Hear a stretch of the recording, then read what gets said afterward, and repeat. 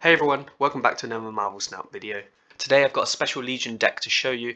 This deck is very special to me because it's a themed deck that's based off the Marvel comics. For those who don't know who Legion is and his role in the comics, I've prepared a short intro. If you're not interested in this part, then please feel free to use the timestamps below and skip to the deck intro or the gameplay. Legion is an Omega level mutant who possesses not only immense telepathic powers, but the ability to create and alter realities, time travel, and absorb the minds and superpowers of others. He basically has all the powers of the Infinity Stones and more. New personalities are constantly being created and formed in Legion's head, meaning he has an unlimited amount of power, only being held back by his own focus and control over his inner voices. Legion's real name is David Charles Holler, and he is the son of Charles Xavier, Professor X, and Gabrielle Holler. Gabrielle was one of Charles' patients when he was working for an Israeli mental health institution.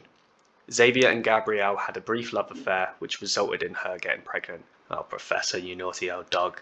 But the Professor's telepathic abilities seemed to be as weak as his pull-out game, as his son's existence was unknown to him for quite a while. Either that, or he was trying to avoid paying for child support. At the time, Gabrielle was living with her partner, Daniel Shamron, in Paris, when their home was invaded by some terrorists. The assassins killed Shamron before young David's eyes. The terror of this attack activated his mutant abilities, which he used to destroy the assassins' minds. Unknown to David, he connected with the assassins' thoughts and emotions as they died, shattering David's mind into multiple personas and freezing his own psyche as a 10-year-old boy in desperate need of parental care. These personas waged war in David's head, fighting for control over his powers. Eventually, these personas called themselves Legion, for we are many. So with the mind of a 10-year-old boy, with several terrorist voices in his head and an ungodly amount of power, you can imagine there was quite a few villains who stood to gain from manipulating him. One of the prominent villains in his story is the Shadow King. The Shadow King, also known as Amal Farouk, is a powerful psychic entity and one of the X-Men's most dangerous foes. Originally an ancient mutant, the Shadow King exists as a malevolent force that feeds on negative emotions and seeks to dominate the minds of others, this mind in particular being one of David Haller. As Legion grapples with his inner demons, the Shadow King's influence grows stronger, manipulating David's actions and exacerbating his mental instability. By using Legion's body and powers, the Shadow King takes control of the other X-Men and unleashes chaos on the world. A team of new mutants, led by Magic, rally to confront the Shadow King and free Legion from his control. For a harrowing journey into Legion's mind, Magic helps him confront and banish the evil personas, reclaiming control and banishing the Shadow King from his troubled mind. This terrifying experience puts David into a deep coma. His friends look on in a mixture of worry and fear as they tend to David day and night. And then one day he just wakes up and vanishes, a bit like your dad did when you were 4 years old. In Legion's most notable story, he travels back in time to kill Magneto to try and prevent the 20-year-old mutant war from ever happening. Legion perceives Magneto as the major catalyst for the conflict between mutants and humans, and sees his actions as a necessary sacrifice to create a more peaceful future. The X-Men follow David and try to stop him, but it's no easy task. David is capable of dealing with the strongest X-Men without even trying, completely destroying the likes of Jean Grey and Professor X at his own psychic games with ease, and only being stopped momentarily by Iceman when he freezes every single molecule of Legion's body. Legion manages to track down the young Magneto, and just before he was able to kill him, Charles Xavier stands in his way and gets destroyed instead. By killing his own dad, Legion and the timeline that he came from ceases to exist, wiping himself out along with everyone else. Alright guys, welcome back. I hope you enjoyed that last section, and let me know in the comments whether I should do more of them in the future, especially for some of the upcoming cards. Or just feel free to provide some feedback in the comments, greatly appreciated. So this is a deck which is all themed around the personas inside David's head. We have quite literally got a demon along with some other sinister looking folks here. Now, just to change things up even more, we're going to score this deck, and to do that we have several categories here, them being fun, flexibility, difficulty, power, and lastly meta relevance. This deck gets a perfect 5 out of 5 stat line for how fun it is. When you combine Pixie and Legion along with all the location warping effects, you can get some crazy games. Now in terms of flexibility, I scored this a 3 out of 5. What does that even mean? For me, a 5 out of 5 would be a deck that heavily impacts the way your opponent plays. i.e. something like a Serra control list. On the other hand, you have like a destroy deck, that would be a 1 out of 5 in flexibility, because it's not really interacting with the board or your opponent's cards, it's just trying to do its own thing. Now this deck has a bit of that element with the location changing abilities, and Annihilus provides some additional interactivity and a control aspect, hence the 3 out of 5 star rating. Now difficulty scores another 5 out of 5. It's a very difficult but rewarding deck to play. Perfect for those who know a lot about the game and what their opponents are trying to do, but it also requires a lot of skill to know when you should be trying to extend the game versus when and how to lock your opponents out of the game. Moving on, we have power. Perfect 5 out of 5 stat line for this category would be reserved for something like Living Tribunal and Hela. On the other end of the spectrum, a 1 out of 5 star would be a lockdown deck. I've given this 2-star rating because it's similar to a lockdown deck, but it's got the Sentry Annihilus package for you to output a bit more power.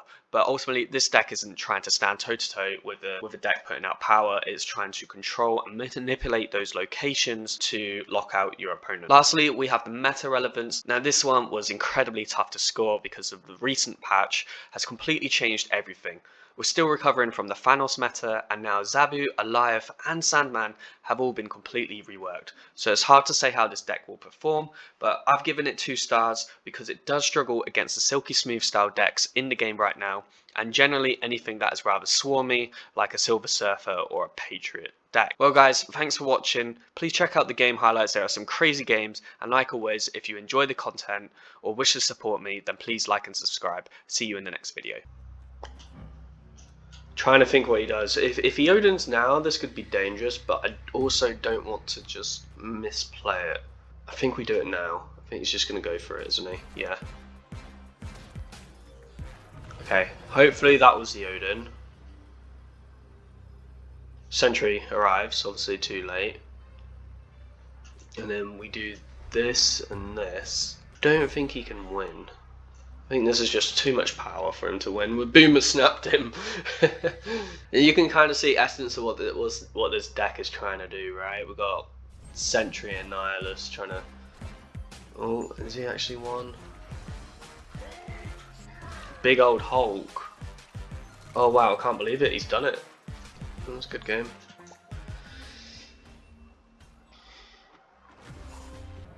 I can actually move this.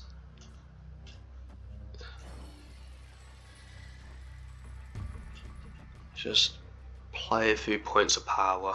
Will this dupe him? So Floodden's going to move into Limbo. He's played double Dino over there.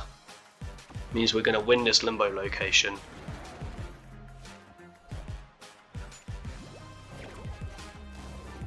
We've also got priority, so...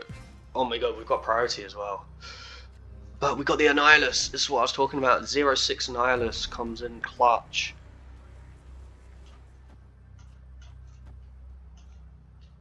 Even if he soaks 7, we're still winning this. Oh, actually, no, we're not. Are we winning this if we soak 7? I don't think we are. Ooh, that could have gone mid and screwed us up. Oh, wow.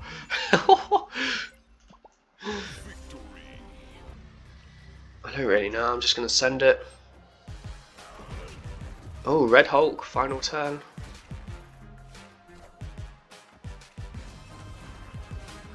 Yeah, that was a gorgeous win.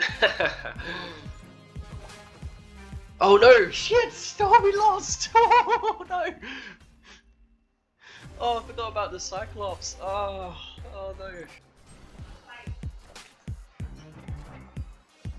We've got the Legion that we can do and the Crochet again if we need to.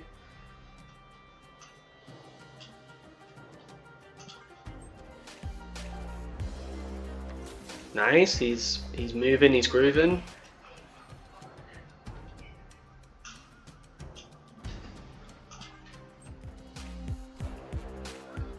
Oh, he gets rid of it this time.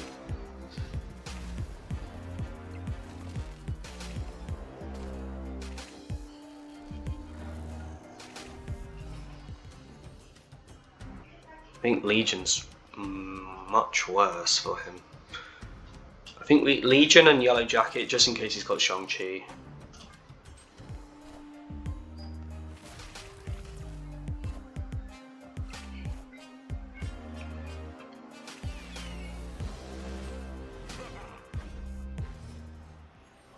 Super Scroll. Okay. And then this should win. He has to play a bit of everything everywhere.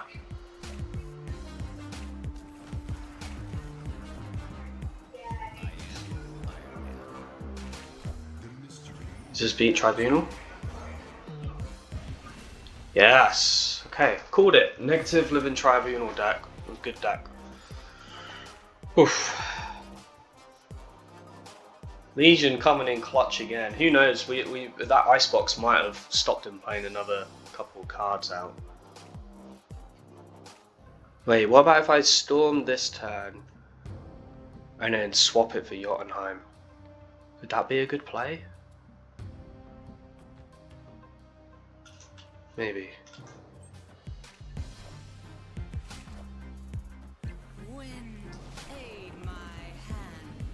This deck requires quite a lot of thinking if you haven't already guessed. Okay, we get the one century. Wow, this is shaping up to be a bit interesting. So we do this. Obviously, century left as well.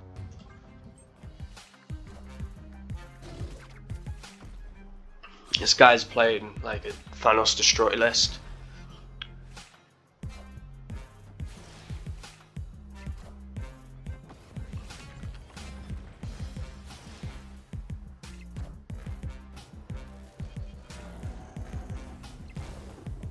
Oh, he is gonna be so mad. I think we 4. As weird as this sounds, we 4 into Annihilus next turn. He has so much to worry about. He has to fill this up, which is kind of scary for him. Although he could Carnage it, to be honest, like if he thinks. Okay. I mean, that's certainly a good play. A lot of power mid. I think this and this is enough. He fills it. Okay. Should win mid if there's no freaky stuff that happens.